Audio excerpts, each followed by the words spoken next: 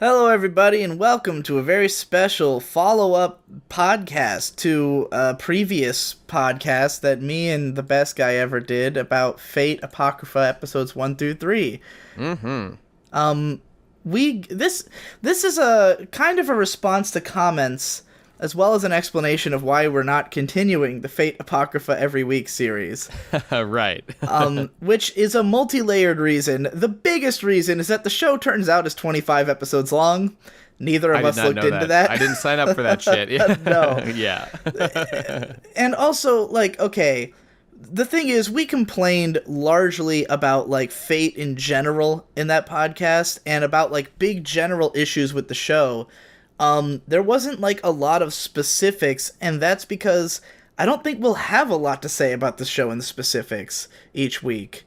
I feel like we already said everything that's wrong with Fate Apocrypha and ever will be.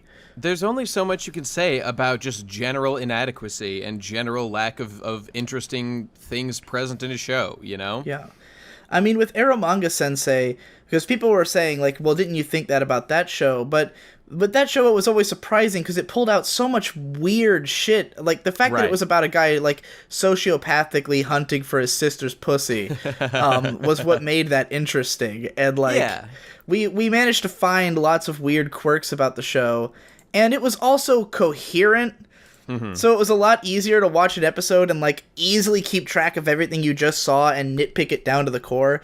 With Fate Apocrypha, I feel like I'd have to watch the episodes twice to, have enough of a grasp of it to do that. And there's no fucking way I'm watching an episode twice.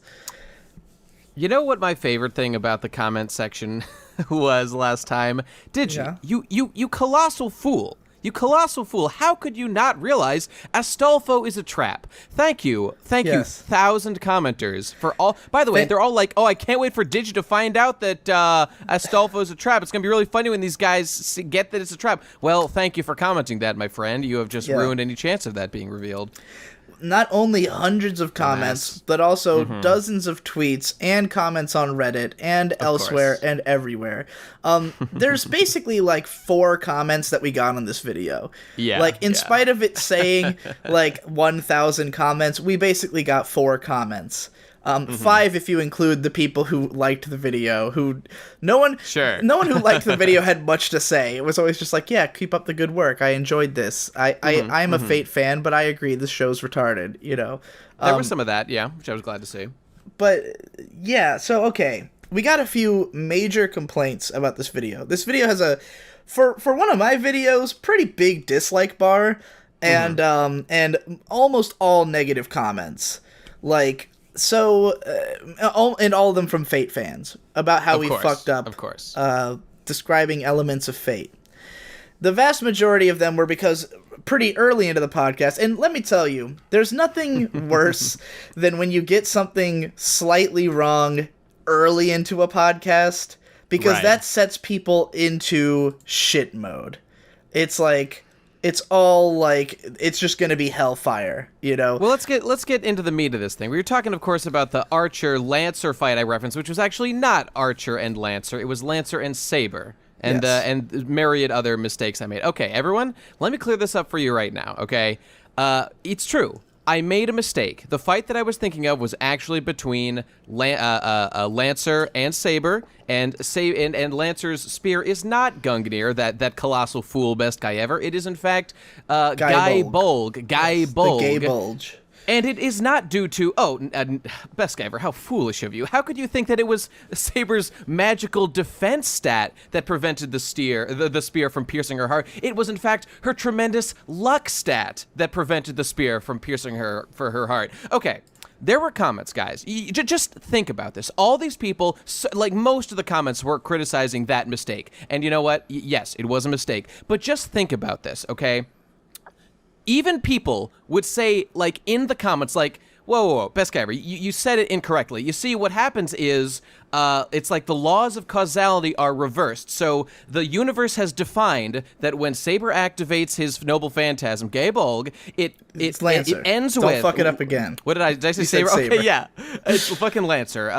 What's his... Cuckoo-Lane, right, Cuckoo-Lane. See, I know things. The laws of causality determine this heart will be pierced. So in this case, Saber's heart will be pierced because they were fighting. Or this heart will have been pierced, right?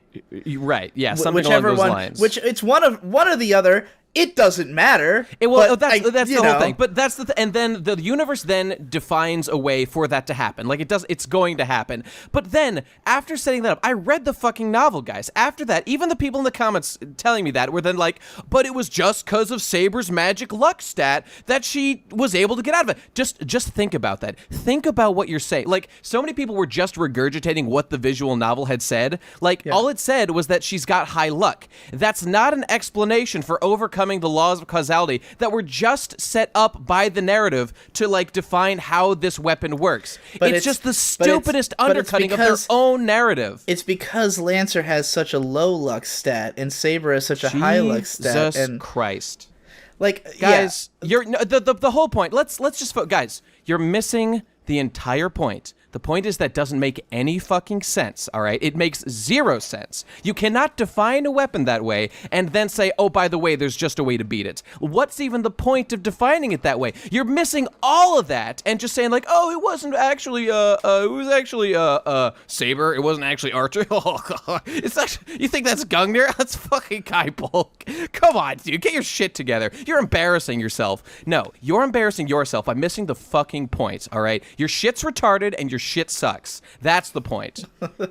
Well, that's kind of in retrospect. After that podcast, there was a line you had that I wasn't entirely sure what you were getting at, but now I think is the most important thing that was said in the podcast, where you were talking about how we need someone like Bill Burr to just like watch the show and be like, look, I don't understand this and it sucks. I'm not going to watch it. And like, that's the point of that argument to me. It's not about, like, fuck all the specifics. The point is that you didn't understand it because it's confusing and stupid.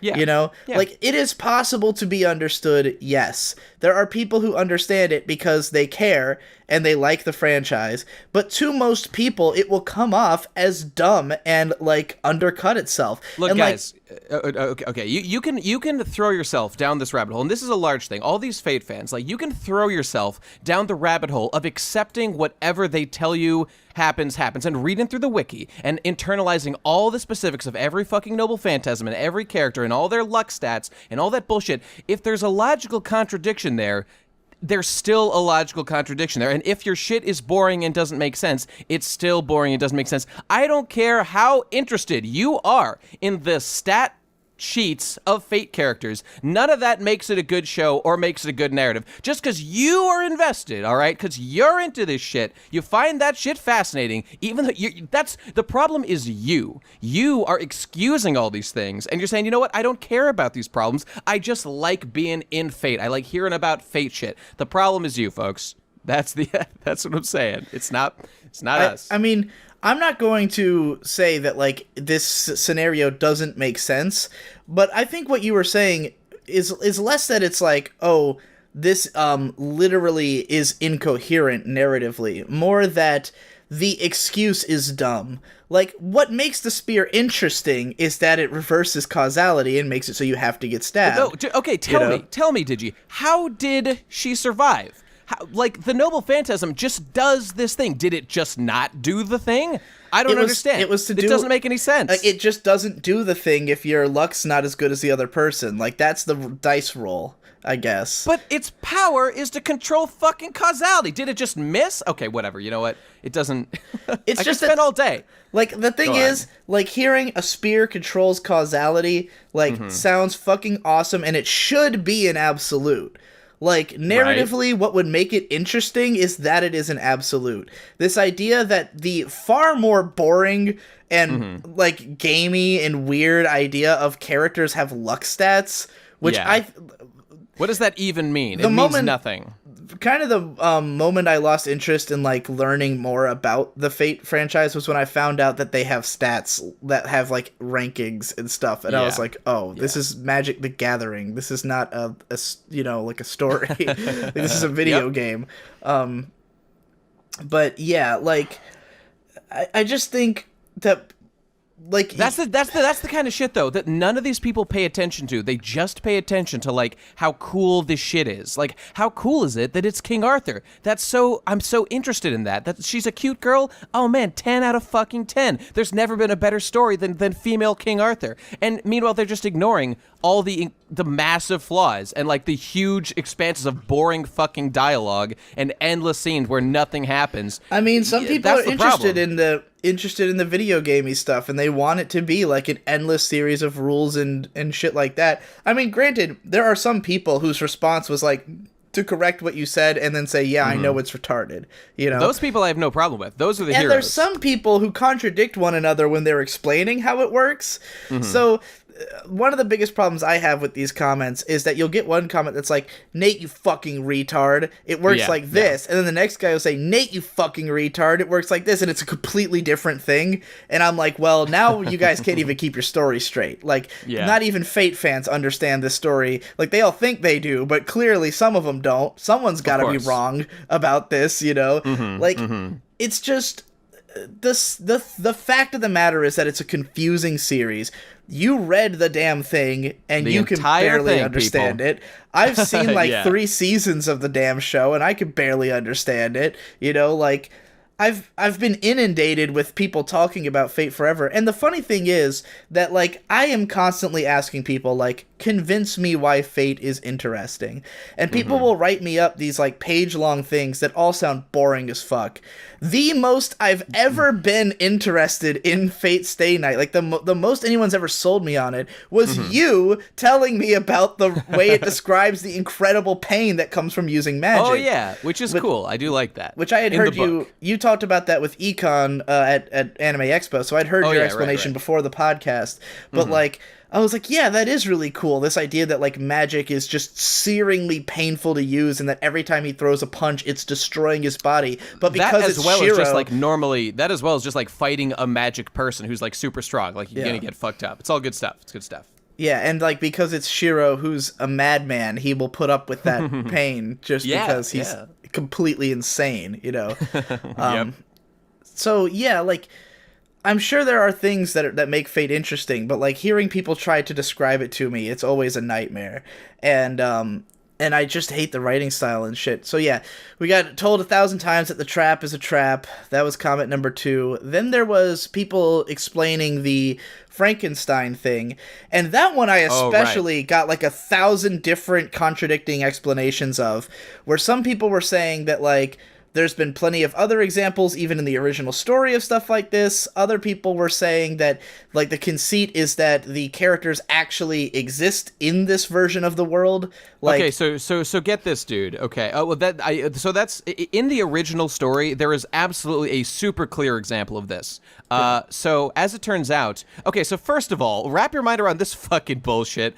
So like after Castor gets summoned in the original, Castor then goes on to summon her own servant, which is it's assassin. And because like it's not supposed to be possible that a servant can summon another servant. Like it's a weirdo, fucked up, like lower power level fictional character who becomes like her servant. So like it absolutely happened, but it still doesn't make any sense. It's just based on lore, I guess, and people's perception of the guy. I just want people to understand that what we are saying is not that, like, when I say Fate doesn't make sense, I'm not saying there's no explanation. I'm saying that the explanation doesn't make sense. You know, like, exactly. You can explain it, but I can go, okay, why is that the case? And it's like, well, that's just how this world works. And I'm like, well, that's dumb. And to be that's super charitable, stupid. To be super charitable, like, you can wave this all away by just saying, like, they can just say, but I think that's cool.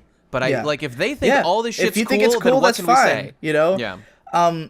I want to also raise a point, and I'm fairly certain I phrased it this way, and this comes down to listening comprehension for me, that I believe I asked the question of you, like, was this possible in Fate? Like, because I approached this like with the Frankenstein thing. I was like, Yeah, I fucked up. I thought it was supposed to be like this, but even you were like, I think it's like we weren't saying that this is like we were confident that this was impossible in Fate. Absolutely. The discussion was, if this is impossible in Fate, which we were both suspicious that it might be, then it's a huge problem when we laid out all the reasons. If it's not impossible in Fate, all of that goes away. I think we left ourselves open for that possibility. We described this problem like from the perspective of if this is how Fate works, which we both were very clearly not sure if this is how Fate works. You know, I'll give these people some fair points. Like the fact that I read the whole thing and didn't remember that point. Like, yeah, okay, I fucked up. But nonetheless, none of our points were wrong, given the conditions that we set for the points that we were making. I can't blame you for forgetting stuff about an 80-hour fucking novel that you probably read 5 years ago and not remembering every minute detail of it. And the funny part about it is that none of the things that people were criticizing us for had anything to do with Fate Apocrypha. Everyone was basically like, you fucked up describing Fate, therefore your argument is invalid about this new show. But no one could contradict anything we actually said about how bad the show was. There were some people were willing to concede. They were like, yeah, this is the embarrassing one. Like, just, you know. And the few people who were defending it, I got two kinds of defense on the show itself.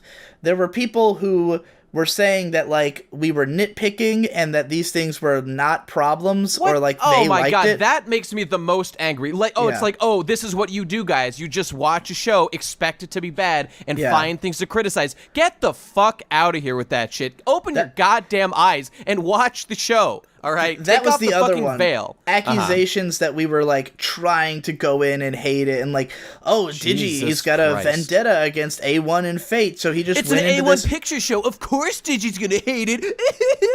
I've cracked the code. If there's one thing that I can absolutely say, it's that I go into every anime hoping it will be good. Like, no matter how bad I think it's gonna be, I want to be wrong. Because I don't want to watch shitty anime.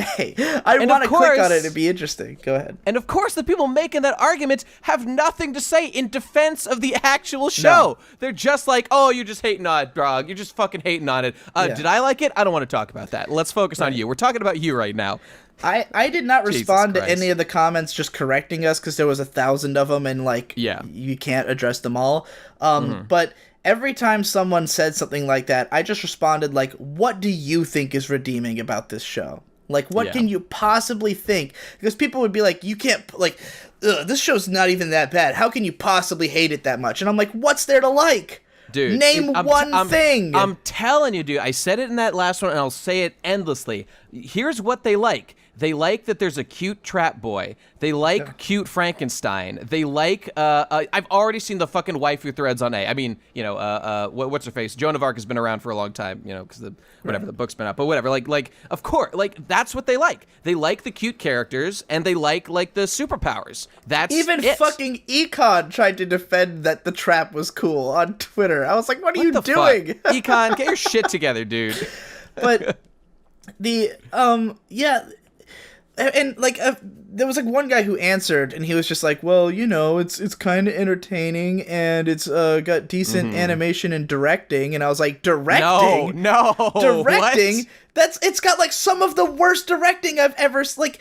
I don't understand how that could be something you'd praise about this show when that is like a he's looking for something. He doesn't even know he doesn't even know what those words means. He's just trying to say something. Like, he's just spouting whatever. We clarified, like, one of my biggest points that I was the most happy I brought up is how bad the scene transitions are. That there's no lead-ins or lead-outs. Most scenes are just like they cut from one scene of talking to another with no fucking transition, and that's what makes the show feel like a headache-inducing mess, because you can never tell, like, when you're in a scene, with the very few exceptions. That is what bad directing is. It creates this such an intense lack of gravitas or interest in any particular scene that I absolutely hate, and that's what makes the show fucking boring.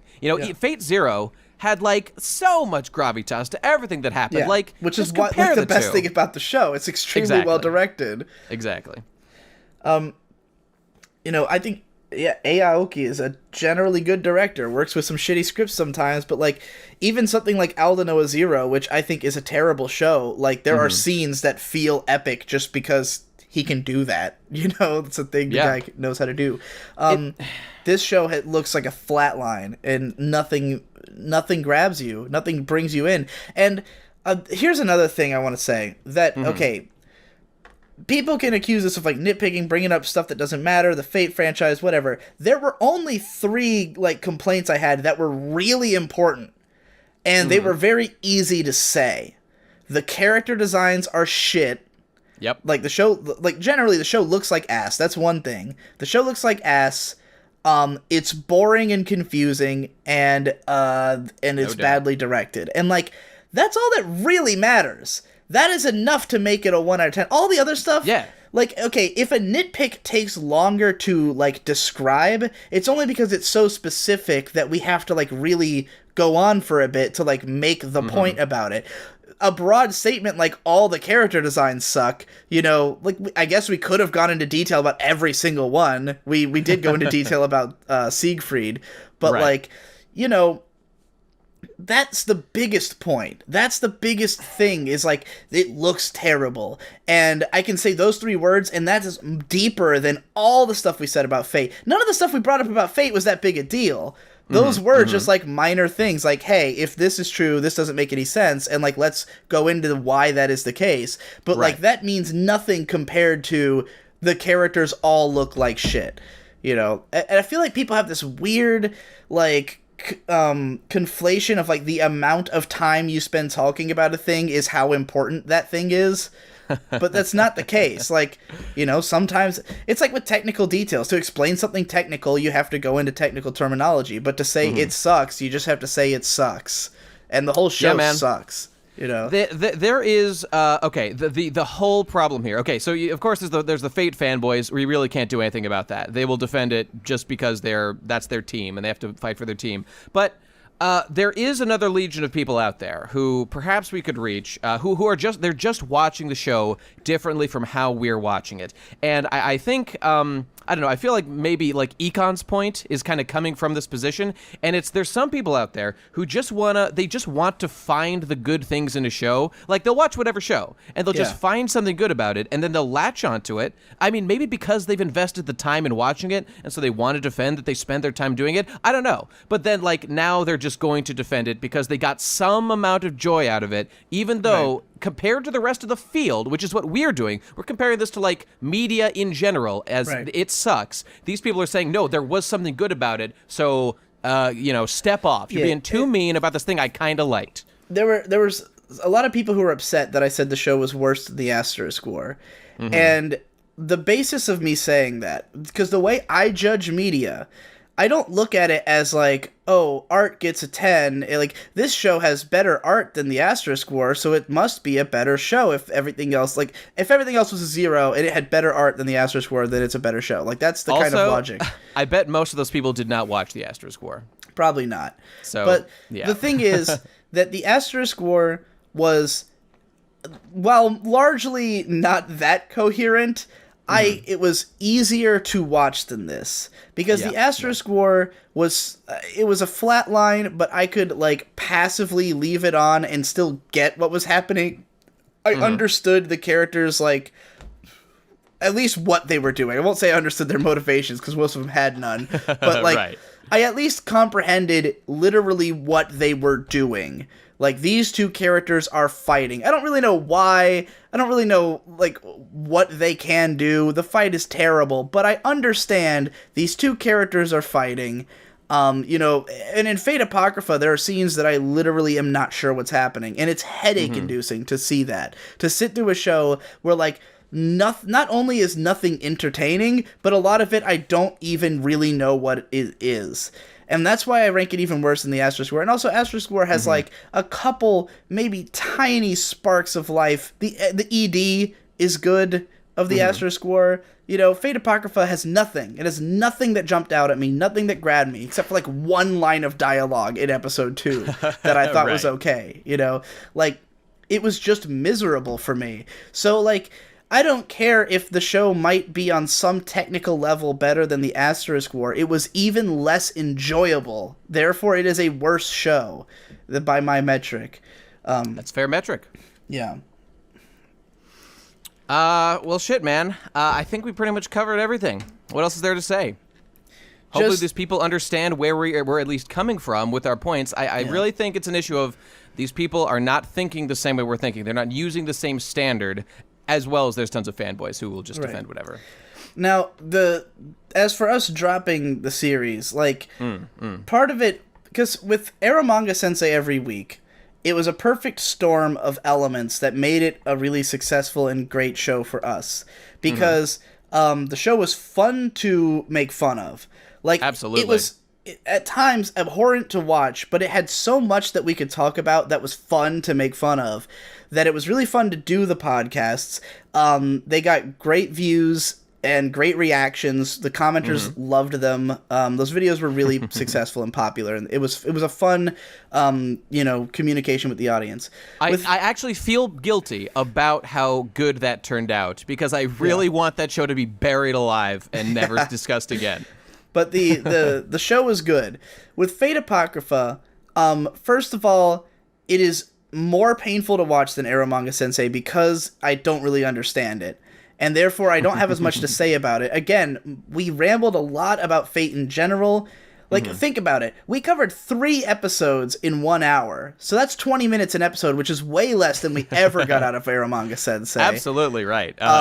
And a lot of it wasn't even about the show itself. It was about the surrounding shit. It would really be boring to go over and over the details that suck about Fate Apocrypha, because they're so obvious and just basic shit, and we'd say the same thing about every character. It's just a show being incompetently made, but there's nothing like funny, like a guy wants to fuck his sister and he writes like novels evil. in a day and like it's all this not obnoxious evil just stuff below the surface, just telling you all the things wrong with the world. Yeah, it's not like that. It's just shit and boring. Yeah, it's just a shitty, boring show. It's the kind of show that I wouldn't normally want to cover, and the only reason I wanted to, in the first place, is that it's Fate, and I thought it would be fun that we get to like talk about a Fate show, because Fate is extremely popular, and this is going to be like, our goal with this, with both seasons that we've done of this show, is to take a popular show so that we can be like relevant in the conversation. Like, if we're going to do a weekly show, it should be for a show people actually are talking about and want to hear about, so that we can feed off of the audience to some extent, as opposed to just picking some obscure shit and then no one watches the podcast anyways. And then our goal, of course, is to find any excuse to shit on it, because we want to trick our viewers and just, be deceptive and lie. That's our goal. That's what we do. Right, of course. We find the best show and we break it down and we make it suffer. So like Eromanga. I thought it might be fun to do Fate, but the fact that it's 25 episodes, and the fact that after those 3 I was like, we're just going to have the same things to say. And the biggest problem, though, it's not that people like Fate Apocrypha and are going to defend it. It's that people like Fate. And me and you don't like Fate, and I think a bulk of the people who watch that video care more about Fate than we do. Very true. It will upset them to hear us be wrong about Fate, which we will continue to do. Absolutely. Like, we will continue to be wrong about Fate, because neither of us gives a fuck about being right about it. Like, because there's no point, but absolutely true. There's a very common accusation that we got on that video, was that we were being lazy because we weren't researching. Like, that this is unresearched, lazy content. I'm watching your show, dude. I'm watching your show, and it's shit. What more do you fucking want from me? Yeah, I didn't realize anime had fucking homework you have to do. Yeah, exactly. Jesus. Because these people think it's disrespectful to share an opinion about a show that you don't know every single possible thing about and get it all right. Apocrypha. This show really deserves, a research time. It really deserves your full commitment. The point of these podcasts is to be a fun time. These are not like analytical reviews of the shows. It's just we watch it every week and we share our thoughts on it. Eromanga Sensei, we didn't neither of us ever went and actually read the manga. Everything we learned about it was from people sending us shit related to it, which got us some interesting points sometimes, but it wasn't a research project. It was a fun weekly show to relax and watch. It's not meant to be a review or analysis, and neither was the Fate Apocrypha video, but because people take this franchise so seriously, it legitimately pains them to hear people getting it wrong. And so I thought, okay, I'm not going to enjoy watching this show. you know, talking about it that one time yeah. was fun, but it won't be again. And not enough of the audience is going to enjoy watching us talk about this show because they're going to get mad about us talking about it. They sure will. So, fuck it. It's not worth it. Instead, and I had this... After Eromanga Sensei, I did want our second weekly show to be about a good show.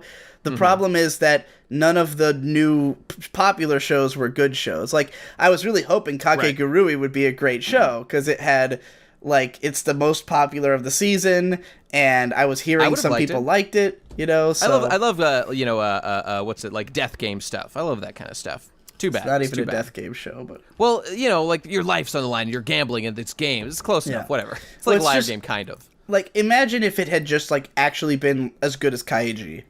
We would have had a ball. Kaiji's like the best show ever. It would have been amazing. I would have fucking loved it, but unfortunately not. Yeah, instead, I worked my way down the list, because, like, okay, part of this also was that we were trying to pick a show quickly, because we were 3 weeks behind. We had a weekend where it would be a good time to record, so we were going to do Kakegurui. We both watched episode 1, and we determined it didn't have enough to talk about. So then I said, well, fuck it, we'll do the second most popular, we'll do Fate Apocrypha. We watched 3 episodes and recorded right then. So I didn't take time to, like, actually scout through and find a show that I thought we'd have a lot to say about. I tried out Koi to Uso, which is the next big popular show. We won't have enough to say about it. The first episode, I think we could have gotten a lot out of, but after that, where the show is going, not at all. And I read some spoilery reviews of the manga, and the show's going nowhere. It's not worth watching. Works for me. But another show that people were this is one that was not quite as popular. I think it'll get popular as the season goes on and word of mouth spreads, which is why it'll be a good idea for us to do the podcast, because we can spread it word of mouth. And it's a great show. People were recommending it to me, is a show called Made in Abyss. And I just watched the first episode earlier, and it blew my fucking mind.